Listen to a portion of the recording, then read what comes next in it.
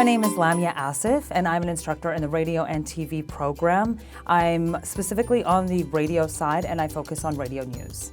The best part of my job is just being able to try to inspire students to be really good storytellers. So I love sharing stories that I think are really wonderful and effective with them, and hopefully they bring stories that are really effective to class. Some of my interests outside of NAIT are I love food.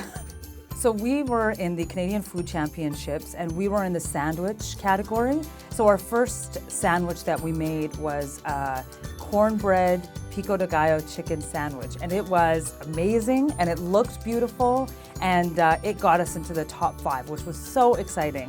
Then when we got to the next round, we just got really fixated on making our own bread because we thought that would help us beat the actual chefs in the competition, and it looked gorgeous. It just didn't taste good enough to be in the top 3, but it was a lot of fun. I really enjoy Twitter. I spend a lot of time on it during the course of the day. I use it for my news feed.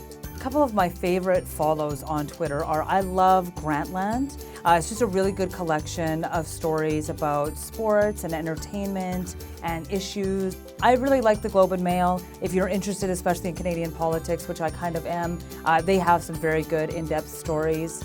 And a third one is long reads. So if you have the time to spend, like half an hour on a story, there's some really excellent story writing, and they put it all together so you don't have to go looking for it.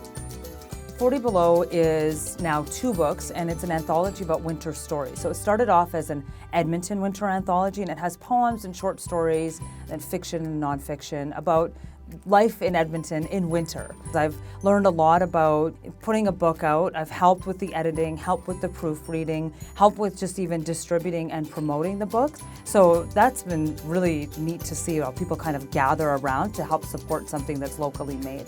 What I love about radio is that you just feel like you get a glimpse into other people's lives that you would never ever get if you weren't on the radio and asking for those kinds of stories.